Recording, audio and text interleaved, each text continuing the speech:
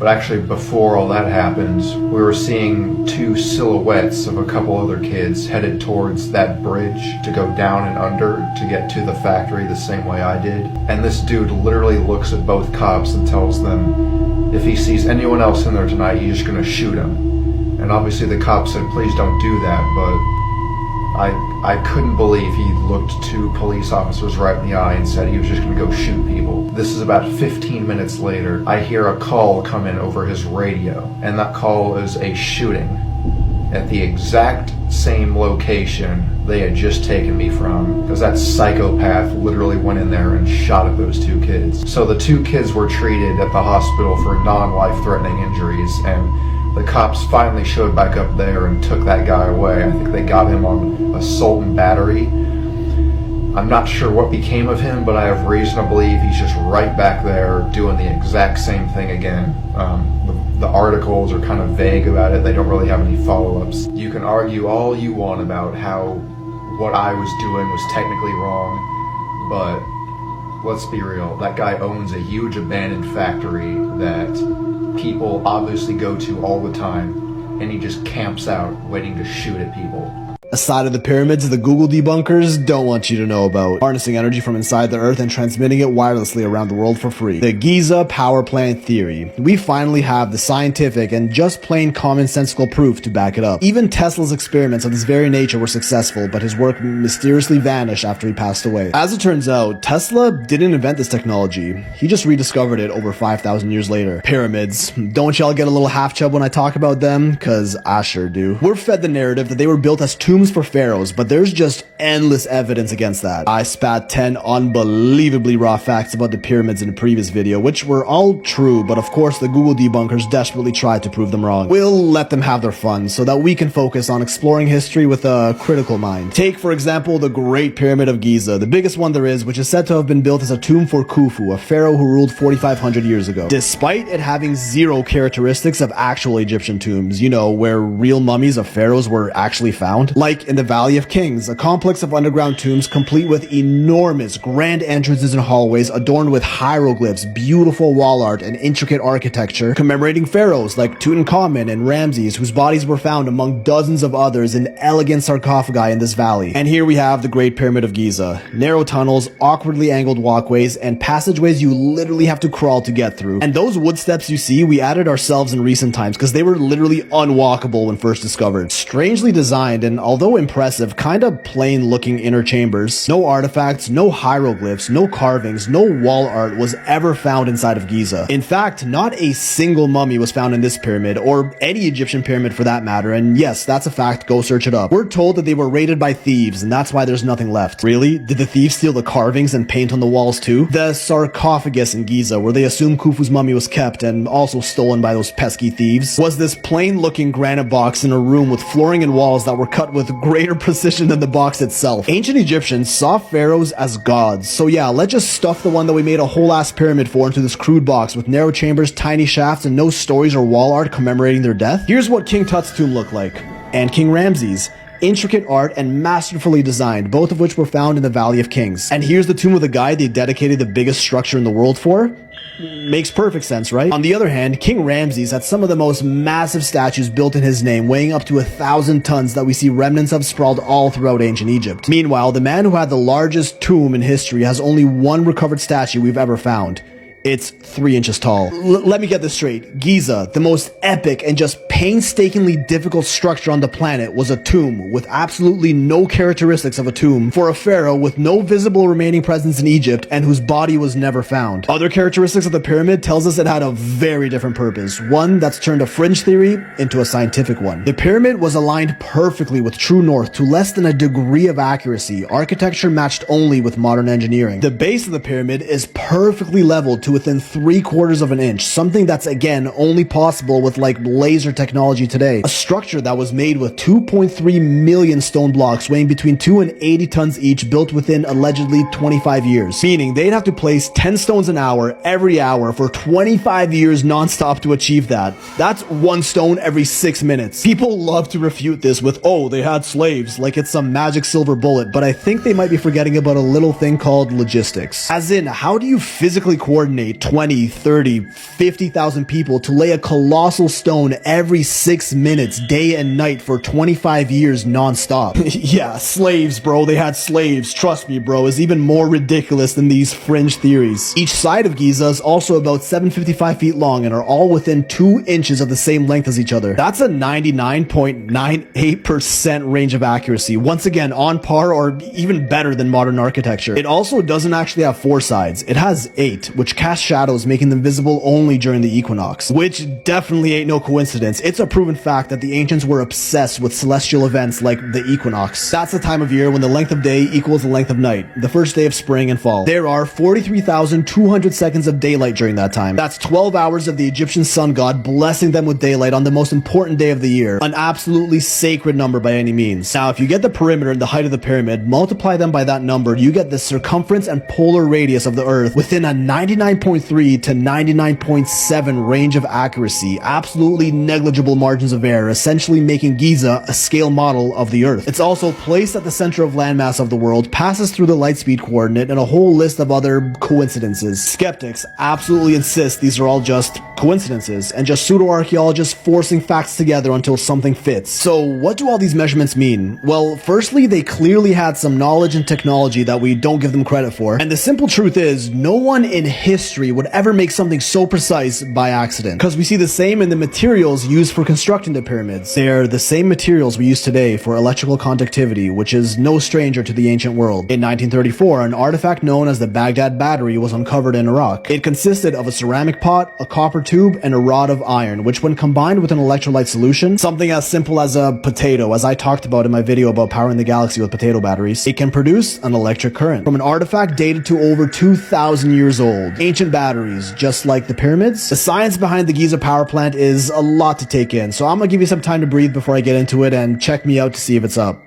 Fish stocks. A vast fleet of abandoned biomechanical submersibles has been discovered in a deep-sea trench off the coast of North Carolina, roughly 500 miles west of Bermuda. The giant machine creature hybrids appear to be independent autonomous organisms that simultaneously possess the ability to be controlled by a humanoid-sized pilot. The subnautical mechs are constructed using biological matter sourced from various sea creatures combined with inorganic matter harvested from shipwrecks and other marine salvage. The origin of the fleet is unknown, but it appears as though the fish bots are outfitted with offensive and defensive weaponry indicating a militaristic purpose. MLP researchers are attempting to determine if the fleet was built by a foreign adversary or if some other technologically advanced organization is responsible. The fish bots currently remain in an idle and dormant formation. This has been a public service announcement from the Ministry of Latent Places. The scariest ocean clips ever recorded. Oh, shit.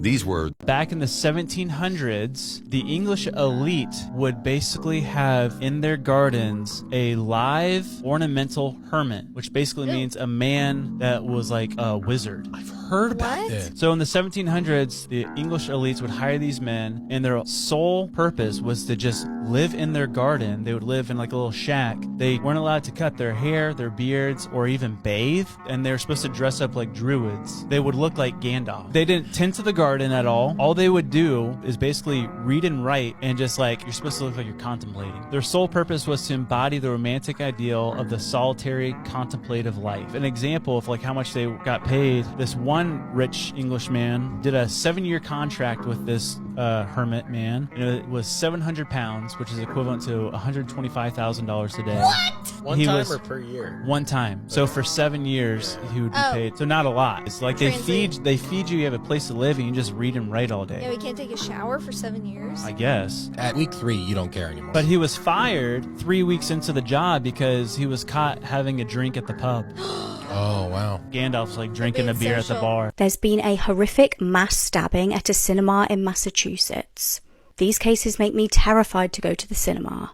On the 25th of May this year, a horrific incident occurred. It's reported that a 26-year-old male allegedly ran out of the AMC Brain T 10 theatre after attacking several members of the public. The man is identified as 26-year-old Jared Revisa from Chilmark. He allegedly attacked individuals and then left the cinema and got into a black SUV. Now, this unfortunately was not the end of the horror, and a car matching the description of the original vehicle he was seen getting into then showed up at a McDonald's in Plymouth. It was there that a 21-year-old woman and a 29-year-old man were also stabbed by the attacker. A motive for this shocking crime is not yet known. Jared is currently being held in custody. Police requested to search the house because of terrifying sounds coming from inside. CCTV footage captured the terrifying moment as neighbors suddenly heard scary sounds coming from a man's house. The man acted like nothing had happened. He was just focused on fixing his car. However, the neighbors felt very concerned and thought they needed to do something.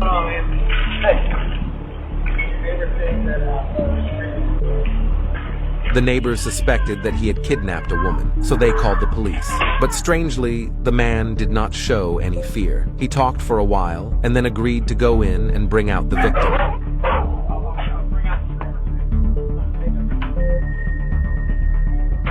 Incredibly, the sounds that the neighbors and police think are so eerie come from a parrot that has lived with his family for 40 years.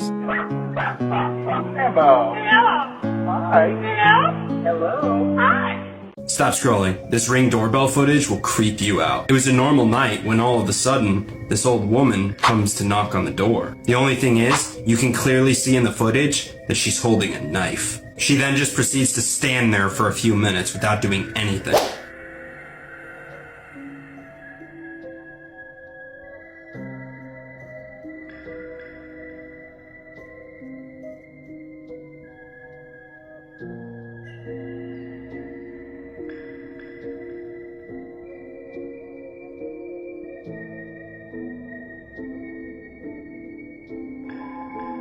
Thankfully, the owner wasn't home, because who knows what would have happened if he answered the door. Alright, this is the house of Mariani and her family, and this is her house. Big is her dog, Fidel. So this is Mariani's mom, her dad, her uncle, Yuri, waiter. Mariani's sister. Hello. Esa señora, huh? Mi casa es tuya. Pues este es el balcón. Este es el balcón de aquí se ve el barrio. Este es el águila que aquí se ve mejor. Ese es el tanque que no tiene agua, pero tiene gente porque invadieron adentro. O sea, dentro de ese tanque vive gente. Mi hermana, mi papá, mejor dicho. Y aquí... This is where we had fiesta yesterday. We had, well, as you can see, the bottle is empty. Sí, ese era lleno ayer. So let's go. We're gonna get some beer, and then we're gonna come back, and we're gonna... In this video, you learn about the cursed Pikachu that eats other Pokemon. Oh, it's like Undertale. What is... Hey, what's... My name, Hotoko. Do you like animals? I like animals. They taste good. I make sure they're dead peacefully and then skin them and eat them. Tasty?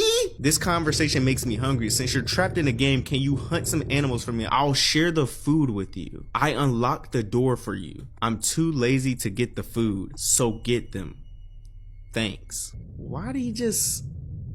Ugh, is he melting? See, this is just weird. Bro. Refuse 3 meats. Delicious looking. Thank you for this delicious meal. I want you to now hand them over. I hope they pass peacefully. No, we shot him in the face. Thanks for the help, mister. Now that we finally... It's time to dine and shine. Disturbing moments caught on camera. She went to see her daughter at the hospital when she sees this. Okay, go. Who is it? It's so weird. Is it you? Is it me? It's not me. It's motion sensor. There's no one over there. Okay, do it one more time. Do it one more time, please. Never sleep again in a hotel without blocking the door handle.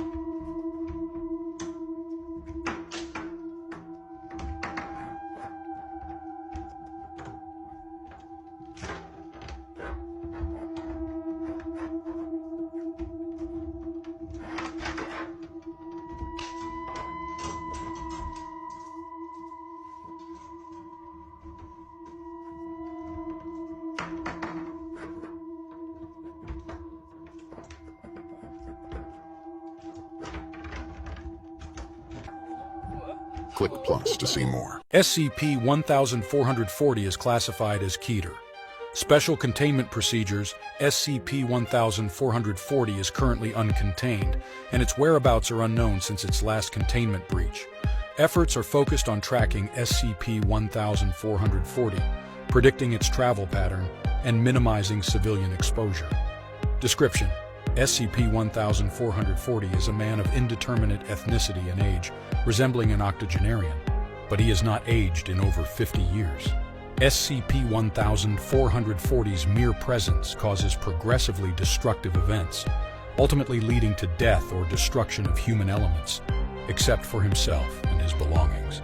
It is non-hostile and compliant with containment efforts, though such attempts have resulted in significant loss of life and resources.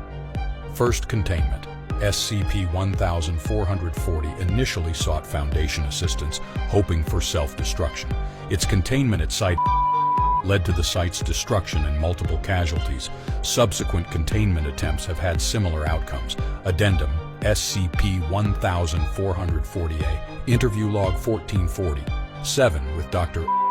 reveals SCP-1440's history with 3 brothers who cursed him after he won a card game against death. The interview was cut short by a catastrophic event triggered by SCP-1440's presence, leading to the suspension of further containment efforts.